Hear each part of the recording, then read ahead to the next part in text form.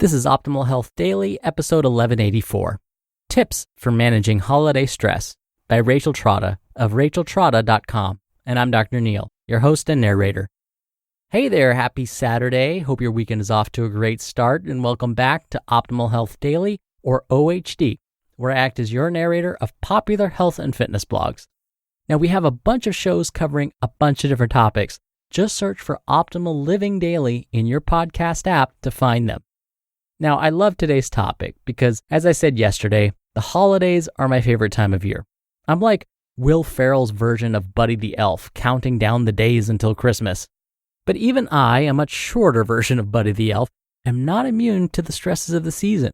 So, let's hear what advice today's author Rachel Trotta has for us as we get right to it and start optimizing your life. Tips for Managing Holiday Stress by Rachel Trotta of racheltrotta.com. It's not that the holidays are inherently stressful, although sometimes they are. It's simply that this time of year tends to be exponentially more busy than normal. When you're trying to squeeze in a workout after your child's Christmas concert, but before your office holiday party, it can start feeling a little hectic. Here are some ideas, some of them mine, some of them from clients, for making a smooth transition into the new year with a happy body and a happy mind. Tip number 1, focus on the basics. It can get overwhelming to feel like you have to eat clean to be healthy when your home environment is swimming with extra treats. Instead of pressuring yourself to eat perfectly, just focus on the essentials of healthful eating.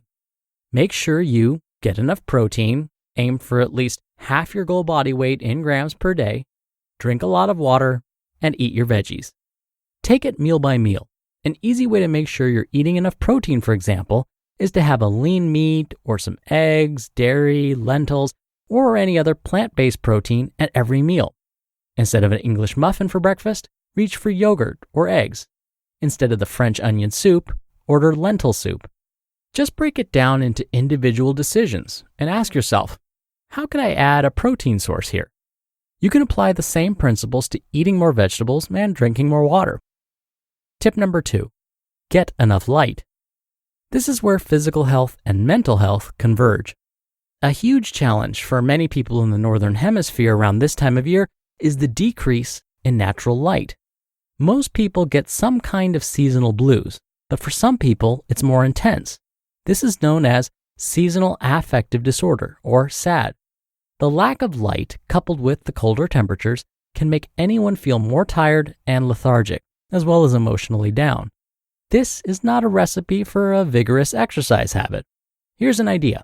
One of my clients in New York City kept a bright blue light in her apartment, and even as I type these words, I can still picture that surface of the sun brightness as if I'm there right now.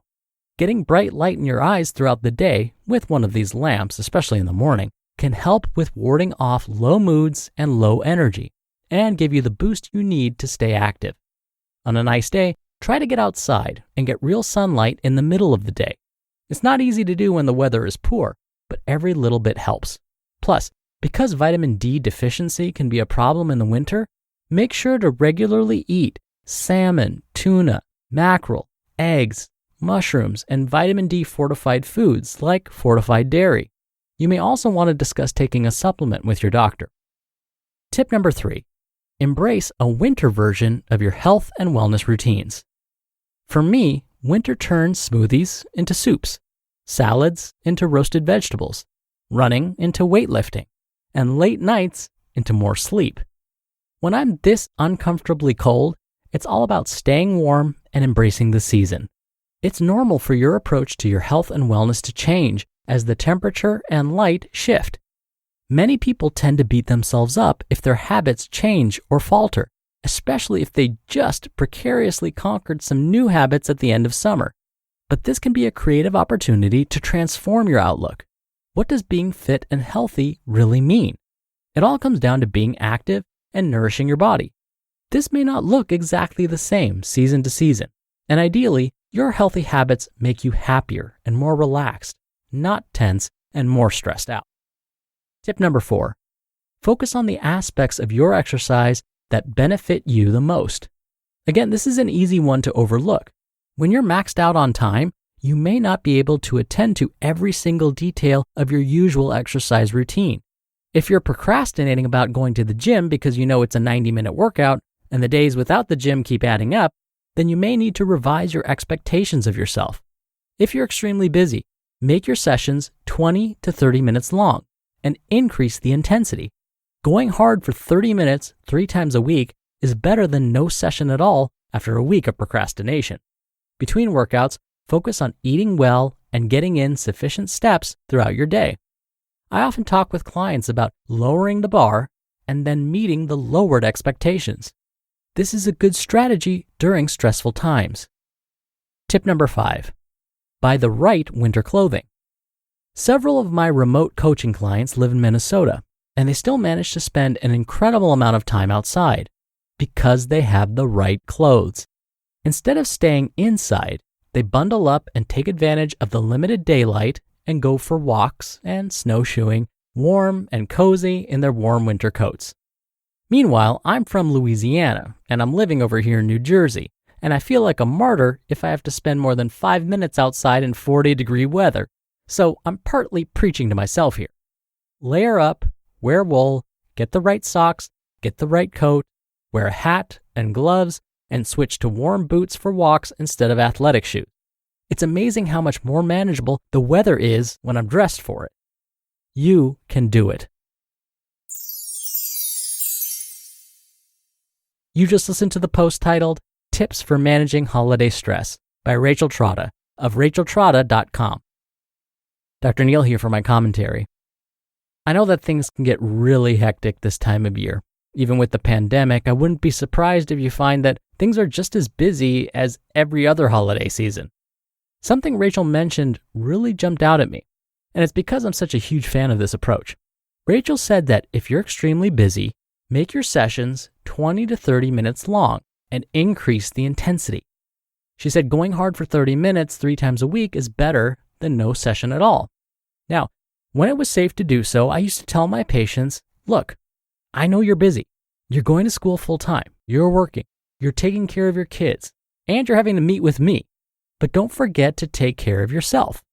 And exercise is caring for yourself.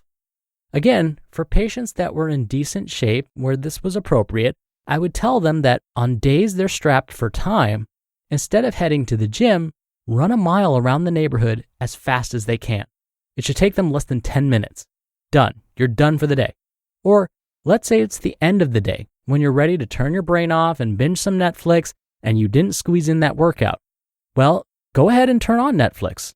But while watching, perform 10 standing squats in front of the TV. Then repeat those 10 squats another 10 times, with rest breaks in between, of course, until you've performed 100 squats total. Then you're done. There are so many ways to get creative. I've talked about at-home bodyweight workouts before, so there are ways to squeeze in that workout.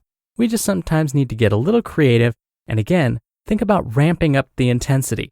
That will make your workout more efficient. All right, that'll do it for me for today. I hope you have a great weekend if you're listening in real time, and I'll see you back here tomorrow for the Sunday show and where your optimal life awaits.